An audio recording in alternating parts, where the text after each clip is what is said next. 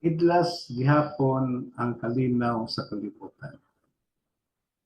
Niadtong August 15, 2025, nag-abot si Trump o Putin alang sa panagsabot sa pag-undang sa gubat sa Ukraine ug sa Russia. Ang mao panagtagbo dito gihimo sa Anchorage, Alaska.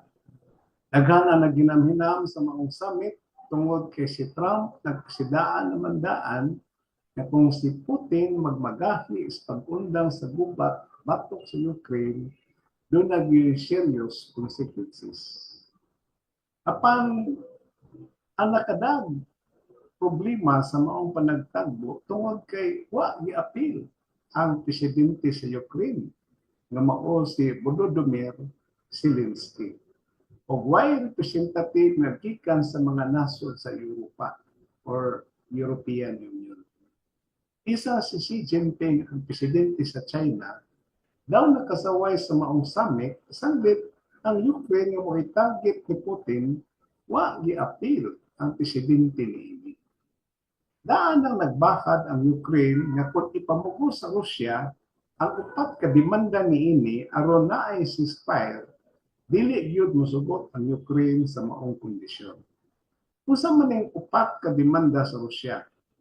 Upat ka demanda sa Russia mao ning mosunod. Number 1, dili nagyod magpasakop ang Ukraine sa NATO, kining North Atlantic Treaty Organization ng mga nasod. Dili mosugot ang Russia nga mahimong sakop ang Ukraine niining kahugpungan sa mga nasod sa NATO. Ikaduha, nga iuli sa Ukraine ngadto sa Russia upat ka mga probinsya, ang Lugansk, ang Donetsk, Kherson ug Zaporizhia nga maoy gigubatan nila sulod na sa 3 ka tuig ug tunga. Ikatulo, nga ilhon sa Ukraine ang Crimea nga mo'y bahin sa Russia nga giilog sa Russia niadtong 2014 pa. Ug ikaupat, nga undangon na sa Ukraine ang iyang military operation. Samtang si Zelensky dili akseptado sa maong mga demanda sa Russia, apan abli siya sa compromise agreement nga nag-appeal sa dili na pagpasakop sa Ukraine sa NATO. Kung parte sa pag-uli sa 4 ka probinsya sa Russia, matod ni Zelensky, murag lisod na siya ng kondisyon sanglit ang mga tao sa Ukraine dili yun mosugot. Mao ganing willing sila makigubat, bahala na kung sa'yo metabo, tungod kay dili sila gusto na mahimong sakop sa Russia. Ang di mo kalimutan na kahibalo lang nga giilog sa Russia o gi-annex na gani sa teritoryo sa Russia ang Crimea.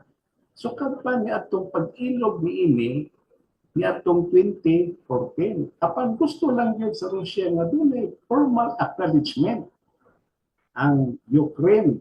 Gidawat niya nga ang Crimea sakop yun sa Russia.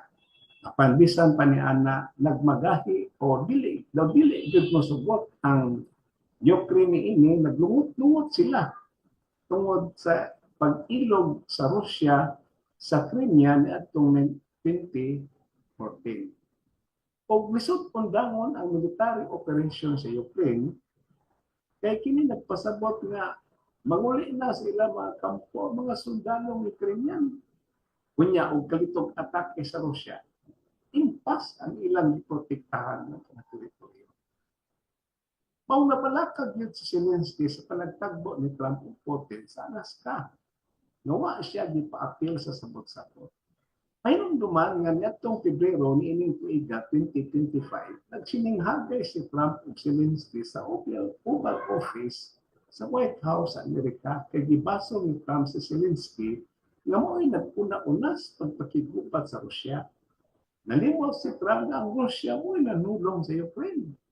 Imbis magsabot punta sila kung saan matapos ang gubat sa Ukraine, batok sa Russia, nagsininghagay naman hinunod. Dinhe, si Trump na muy-boy na, nakuno kaayo, natabang sa Amerika na kwarta o mga armas na gipadala sa Ukraine. Wa niya po mahuman ang gubat. Matod niya ang sabot-sabot sa kalinaw dagi gyud mahitabo tungod ni Zelensky. Tungod kay si Zelensky, grabe kayo kalagot kang Putin. Ug tungod sa maong emosyon, imposible gyud nga masabutan ang kalinaw. Grabe ang sininggitay at ang tibuok kalibutan nakakita kay gilive man siya. Diya sa television ang ilang panagtagpo. Daw ni samot pagyot ang kalagot ni Trump kay si Zelensky, nagsulob ng kaki nga sweater o nagmaong wa ko ng respeto sa presidente sa Amerika nga dapat unta ko na mag-necktie, mag-Amerikana o mag-black slap. Sukli sa ni Zelensky nga nang magturman man kuno siya nga ang iyang mga tao karon nagligid-ligid sa panggubatan ang iya daw simpatiya sa iyang mga sundalo. Mao ni rason nga why salig si Zelensky sa summit ni Trump ug Putin nga wa siya paapila. Asa gud ka mangitag sabot-sabot sa kalinaw sa nagubatay nga mga nasod nga wa gipaapil ang giatake nga nasod. Pura po sa tinuod nga sulikaot hunahon ug daw dili rasonable. Humas pa nagtagbo ni Trump ug Putin adtong Biyernes sulod sa mga 3 ka oras nga istorya, si Trump migawas sa room nga huy-huy ang abagat. Matod niya frustrated siya kay wa sila napirmahan ni kasabutan. Sa pagsugod daw, nagdinay-ganay sa ilang pagkaamigo sa una, si Trump o si Putin, o sa maayong relasyon sa Amerika o Rusya sa una. Pero pag-abot sa main nga panagisgot, gahi kayo si Putin sa iyang 4 ka demanda.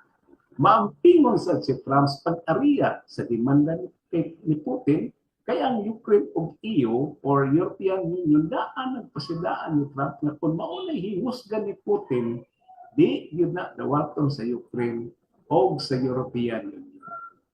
Natapos ang panagtagbo o giimbitan ni Putin si Trump nga adto siya nasunod mag-istorya sa Moscow. Sigurado na pud nga dili makadili pud makauban si Zelensky anihi kayo na kay ayo delikado nga siya di na makauli sa Ukraine kung diretso ko siya dakop ni Putin sa ilang teritoryo. Pagkaidlas gyud sa kalinaw ni ining kalibutan.